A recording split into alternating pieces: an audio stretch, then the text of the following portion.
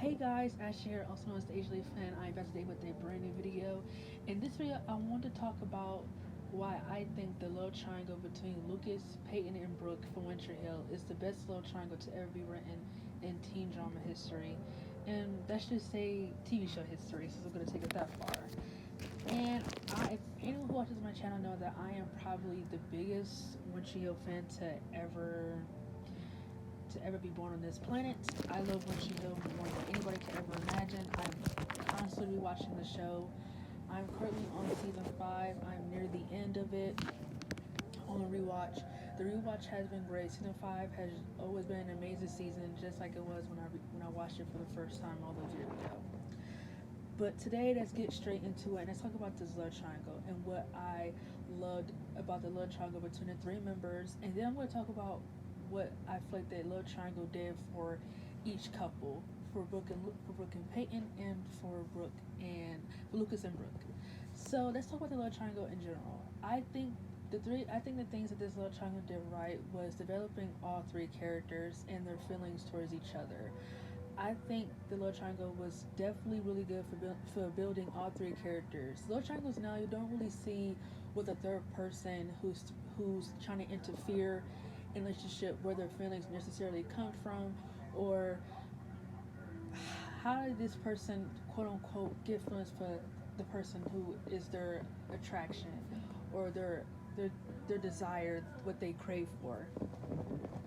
I think the showrunner did an amazing job at developing all three characters and what they want specifically for each, what they want from each other in the love triangle. Brooke had a character, Peyton had a character, Lucas was well developed. They all were well developed in the love triangle, and the love triangle affected all of them in a way. Another thing that I love about this love triangle, besides it being heavily built, is how it affected them going down the road. You realize that Lucas realized that he made a mistake with Peyton. You realize that Peyton realized that she ruined her friendship with Brooke. And Brooke also realized that she couldn't trust either her best friend or her boyfriend, to be honest with her. The two people that she didn't have them. She didn't have no one else. So it's kind of like it's heartbreaking when you have one person, you have two people that you can count on and they both betray you. It's kind of like, how do I let those people back into my life? I think that was also good too. They emotionally attached the emotion, how it all affected all three of them emotionally after it was all said and done.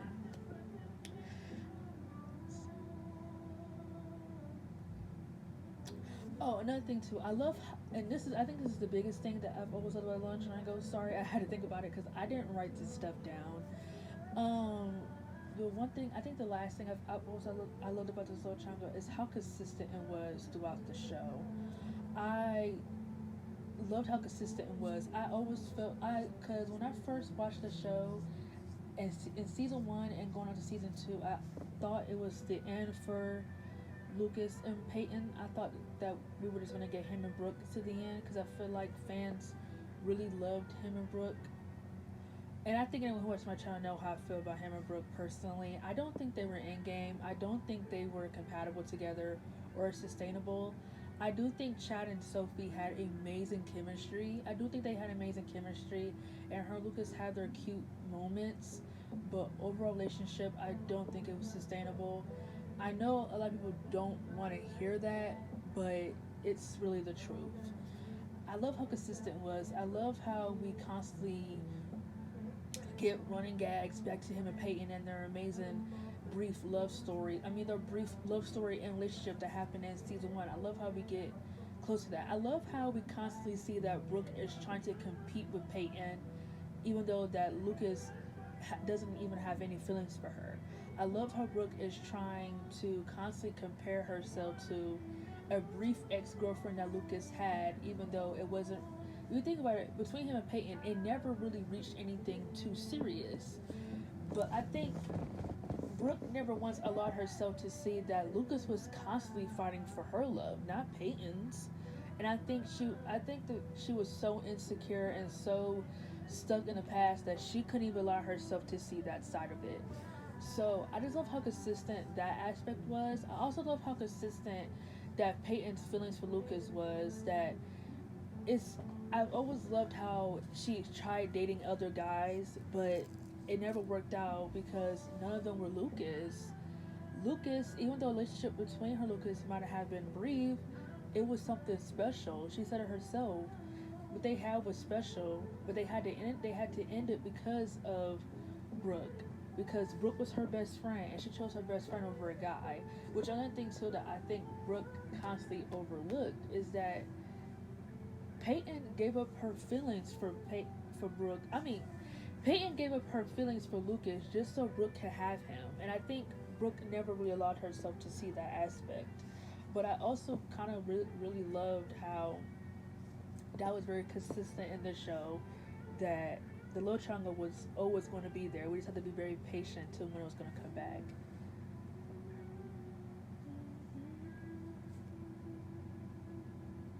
Now, now you know why the three things that I really love about the love triangle. Let's go into what I think the love triangle did for each couple.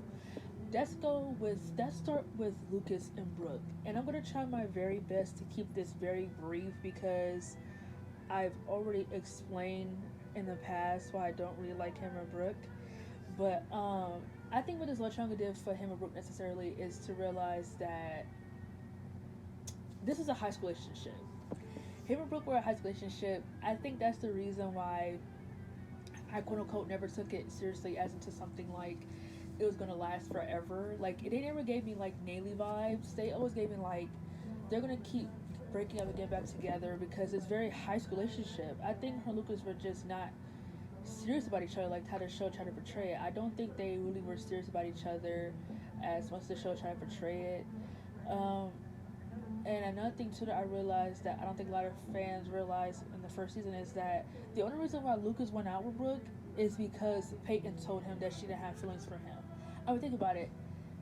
Brooke was crushing on him. He turned her down because he had feelings for Peyton, right? So he was like, okay, this girl crushing on me. Let me give her a chance, and that's what he did. He gave Brooke a chance because Peyton told him no.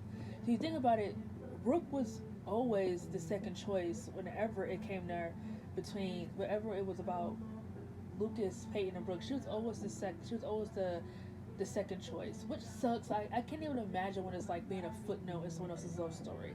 I feel really bad for Brooke that she was a footnote in her love story, but I think people also have to understand this was the whole point. As much as I hate to say, this is the whole point of getting to late Brooke. This is the whole point of getting to Lucas and Peyton was the fact that they had to get over him and Brooke as a relationship to get to him and Peyton.